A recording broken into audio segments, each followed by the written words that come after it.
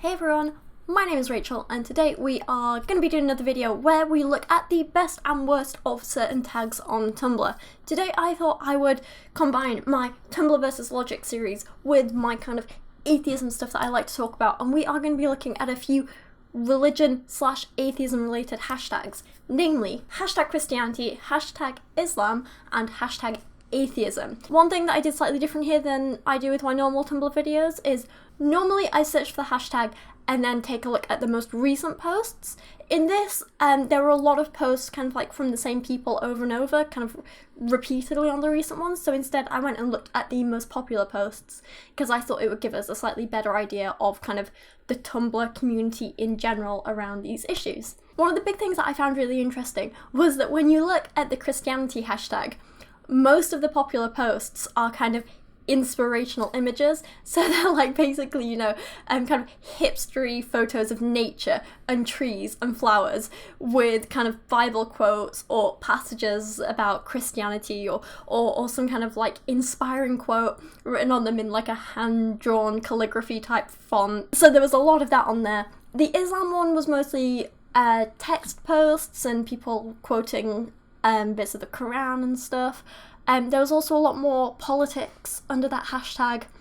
A lot of it I did kind of struggle with because there's a lot of things in different languages, and I did try and put a few things, you know, into Google Translate and find out what it said, but there are actually like a lot of different languages. Like there were some things in Indonesian. That was just one of the languages that kind of stood out to me. But anyway, for the sake of ease with this, I tried to just include the English posts because it's easier for me. And interestingly, under the atheism hashtag, there were just a lot of memes, which is maybe why I relate to atheism so much. Who knows? Anyway, I thought it was interesting. There were a lot of different perspectives that came up, and today I just thought we would have a look at some of them. As always, I'm going to be showing the kind of best and worst of both sides, commenting on a few bits, and maybe along the way we can have a bit of a giggle. And as always, I would love to hear your opinion on all of these images and things and posts that I'm going to be showing and talking about today.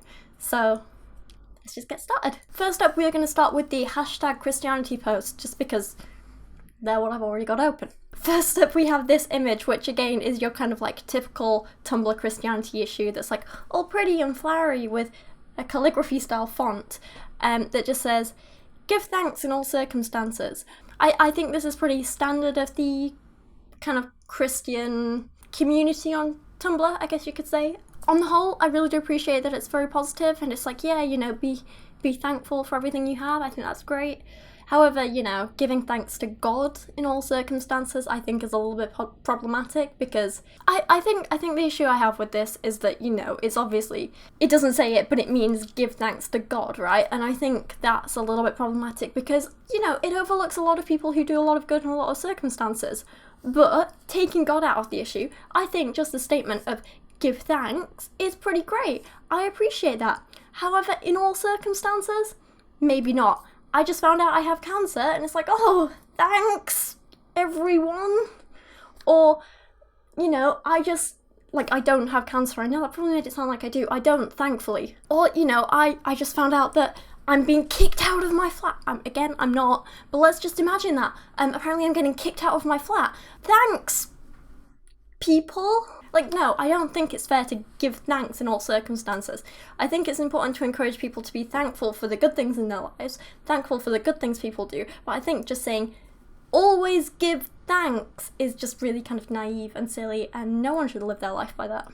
The next post is a text post that reads, "The love I've been chasing is just temporary satisfaction. It fills you up halfway and leaves you wanting more, but you never get more. But God's kind of love, is God's kind of love that I want most. Why I choose the counterfeits over the real thing I don't know, but I just pray my heart realises the difference." Typical Tumblr lack of capital letters here, except for God, interestingly. So you can't capitalise a sentence, but you can capitalise God? Okay, I'm being picky here. I feel like this is a kind of typical post from someone who's feeling quite vulnerable, someone who's feeling a little insecure, someone who's obviously kind of unhappy with certain circumstances in their life. But I think to say that, you know, only God's love is the real love, again, it's kind of naive, and also it's kind of sad. I think this is obviously a person who kind of needs a little bit of love and support in their life from actual people. And I don't know, I feel like when people kind of belittle love from other people, or people just say like, oh, none of this compares to God's love, I just find it a little bit disrespectful to the people around you, your family and your friends, you know? I mean, like, imagine if I was like, oh, Dan, I love you and everything, but she's not real love, is it? You know, I mean, this thing we got going here. You're kind of who I want to spend my life with, but that's still nothing compared to how God feels about me and how I feel about God.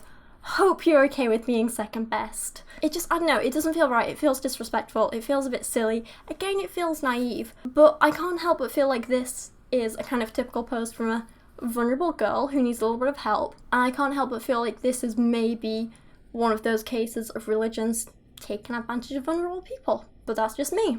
This one was actually quite a nice post, because I do appreciate the sentiment behind it that says, you know, reminder that saying God hates blank is putting his name in vain. I mean, I agree with the wording of that, but I can see why it's kind of considered anti-Christian in some ways.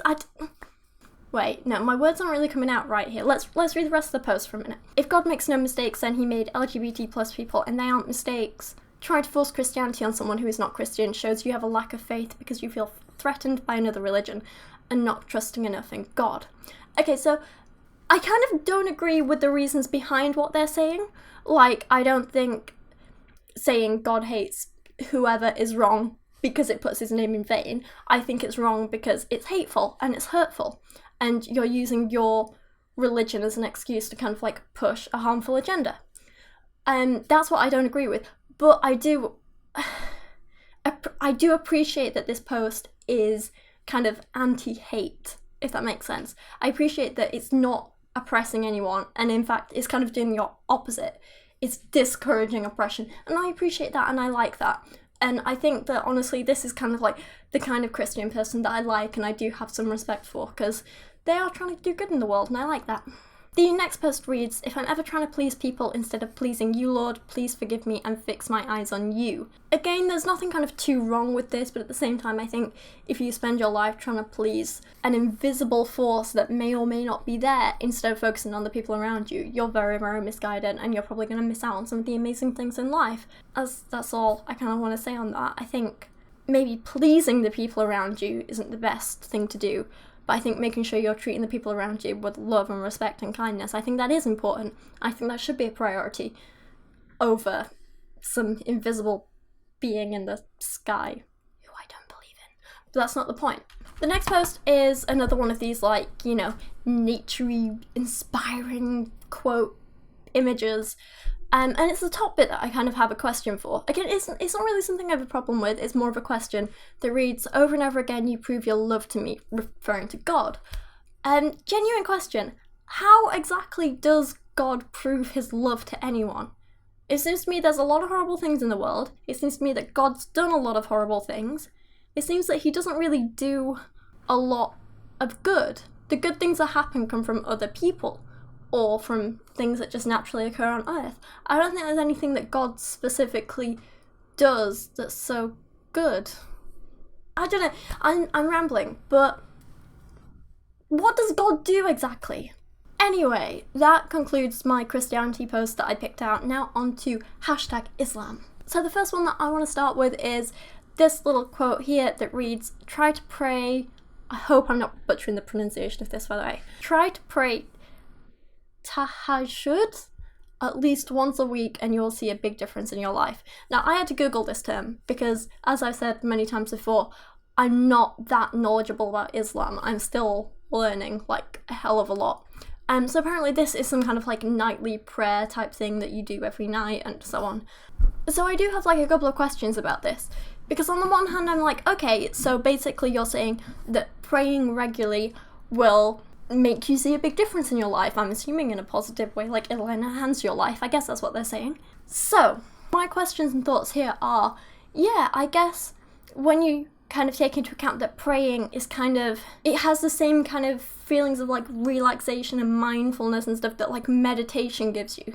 It calms you down, it kind of takes you into yourself and it gives you time to like consider things and think about things.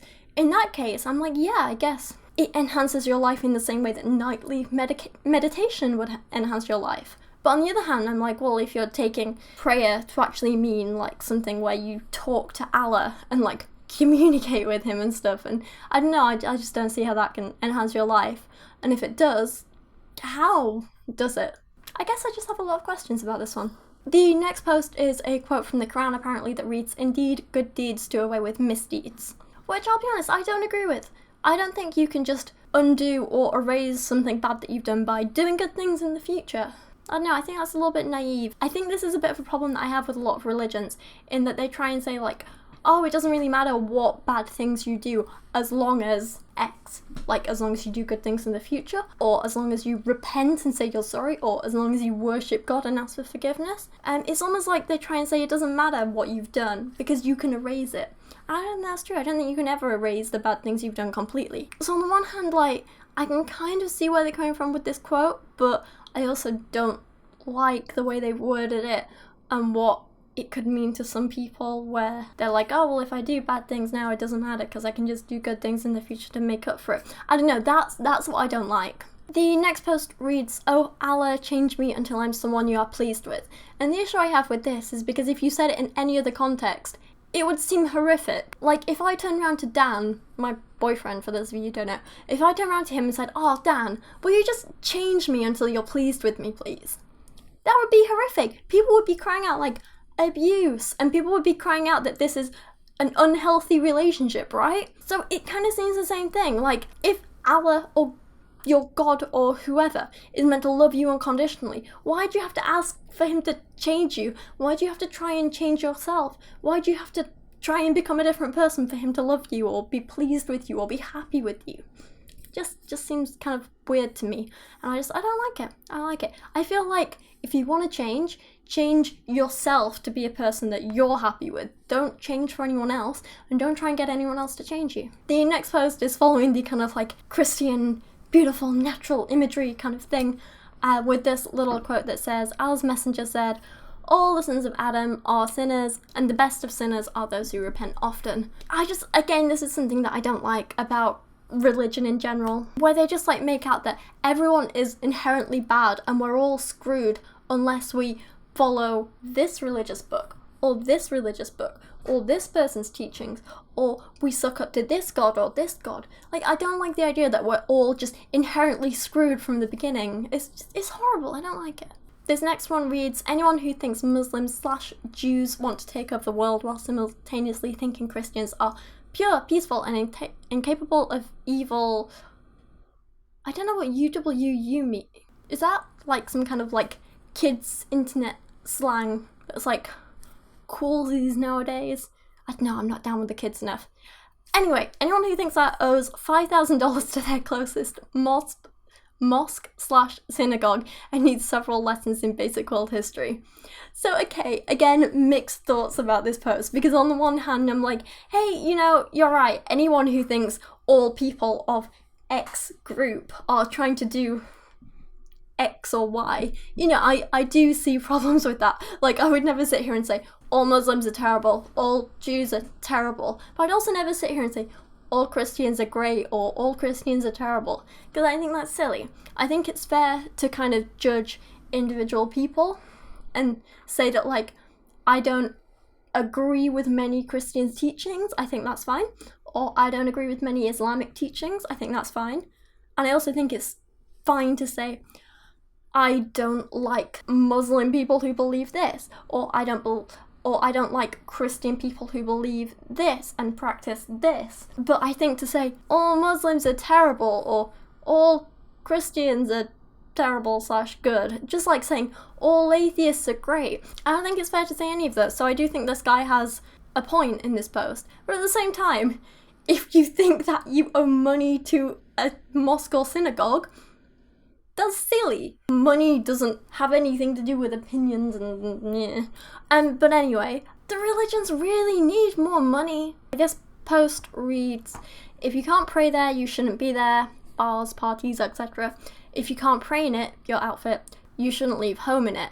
I just think this is unnecessarily repressive and silly, and I personally don't like the idea of someone centering every single part of their lives around a religion. I think it's too oppressive without any reason, and I think it's silly, but that's just a completely personal thing. And this last one reads, "Blessed is he who feels happy even when alone, because he has found happiness in the Almighty and not in others." On the one hand, I don't like that they're creating this reliance and dependence on God, but on the other, I want to find this on a kind of happy note, because yeah, I think it's great if a person can feel happy and content by themselves and, you know, alone. I think that's fine, I think that's great. So again, this is like one of those ones with a mixed message, where I kind of agree with it, kind of don't. So that concludes my #Islam search on Tumblr. Let's quickly run through some of the #atheism ones now. There's not really too much I want to say about this, because I thought maybe like I was being a little biased and maybe like seeing things and being like, I agree with this. But no, there are some posts I don't like and I don't agree with. But on the whole, I kind of found them a lot more consistently reasonable than some of the other hashtags, but again, that could just be my like slight bias at play, I'm not sure. So let me know what you think. I thought this was a really nice one actually, because you see a lot of posts under, you know, #Christianity, #Islam and stuff like that. You see a lot of posts that are trying to like encourage people to do good and encourage people to do nice things. And sometimes I find that a lot of the kind of atheist posts are a little bit kind of bashing on religions, and they can be a little bit kind of negative about things. But then I saw this post and I really did like it, because it was actually like a really nice positive one, encouraging people to do good with their lives. So it reads, "Remember to acknowledge someone today. As secular people, we often believe people are in control of most circumstances and results. So today, remember to acknowledge someone for the good they've done, big and small. Acknowledge yourself too, because you had a hand in it. If you can't think of anything to acknowledge, go out and do some good." And I just really like that, because it's just saying, you know, remember to thank the people around you who've done some great things. Remember to be kind of like happy and proud of yourself for doing great things. And I think that's really great. It's encouraging people to live a really kind of like good, positive life and be grateful for things. And it's basically taking so many of the good parts of religion and just taking away the kind of supernatural, mystical stuff, and I really appreciate that. I really like it. The next post talks about how often there can be people forcing religious beliefs on people, so families, parents, communities can make people feel obligated to follow a religion through either tradition, emotional or mental abuse, fear tactics, manipulation, the threat of physical violence, threat of being shunned, fear of disownment or homelessness, pressure from bribery or blackmail, pressure through guilt. It's really damaging and traumatic to people's mental health, and I agree with this completely. I really, really dislike this. I know a girl who I went to sixth form with, and her family were Jehovah's Witnesses, and she was kind of thinking about leaving the faith because she didn't really believe in it, and she wanted to kind of like go out there and do her own thing. She wanted to go away to a uni of her choice and study a degree of her choice, but then her family were like, no, you're going to go to this university, you're going to study this course, and you're going to live at home with us during it. And they basically gave her a choice of either that or they disown her completely. And I thought it was horrible. So basically she just had to give in and do what her family wanted because she didn't want to lose them. And I do think this is a problem with a lot of religions, because even if your family aren't doing that, even if your friends aren't doing that, the religion itself is fundamentally based around this idea of fear. It's like saying if you don't do what we want, then you're going to go to hell. If you don't do what we want, then it doesn't matter how good a person you are, because you're screwed. You are a sinner from birth, and you're going to go to hell. And it is about fear tactics, and I don't like it. I think this is something that deserves a lot more conversation around, and I think this is something that I could make a whole video on. But I just thought it was really important to bring up because, yeah, it's one of the most horrific things about religion, I think. These next two posts I want to talk about are in relation to kind of like faith healing and stuff, which I do want to make a whole video on because it's just the most ridiculous thing. Isn't it funny how faith healing never works on physical deformities and amputation? Thankfully, science does, and I like that. And the next one just reads, you don't see faith healers working in hospitals for the same reason you don't see psychics winning the lottery. I just think they're brilliant, I just wanted to share them. This next post is an image of a book. I don't really have a lot to say about this. I just saw it under the atheist hashtag. Doesn't really have anything to do with atheism, but it's probably one of the most terrifying things I've ever seen, so I just wanted to share it with you guys. What do you think? God. Oh, those eyebrows, bless her. Is it bad that I kind of want to read this book now? Next up is a post that I really disagree with, actually. It reads, I disrespect all religions. Stop killing people, stop raping, stop dictating what others get to eat, drink, wear, say, or who they should love, read some books for a change, and if you want respect, earn it. Okay, on the whole, I do agree with that. I don't think, you know, religion should be able to dictate who lives, who dies, who does this. I don't think they should encourage certain bad behaviour and stuff. I agree, if you want respect, earn it. But I disrespect all religions, I think is a little too far and not something I agree with.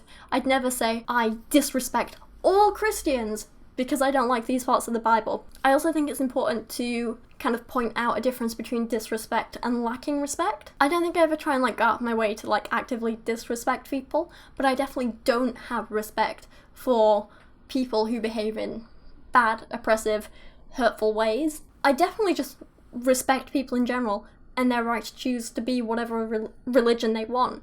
If they just happen to be religious and they're still doing good things, if they'd never tell someone what they should wear or eat or whatever, if they're completely open to people kind of like doing their own thing, then yeah, I still have respect for them.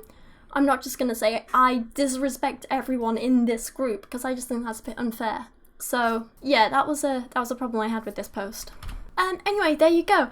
That is kind of my take on some of the most popular Tumblr posts for #Christianity, #Islam, and #Atheism. Let me know your thoughts on any or all of these posts, because I really do enjoy hearing them. If you like these kind of Tumblr videos, let me know kind of what other hashtags you'd like me to look at. But for now, if you have made it through this far, thank you so much for watching. I really, really do appreciate it. I'll see you again soon.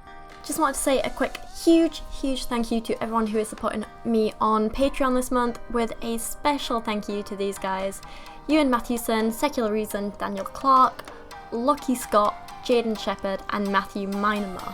You guys are all incredible. Everyone else is linked in the description below or on the end screen. You're all amazing, and just thank you so much.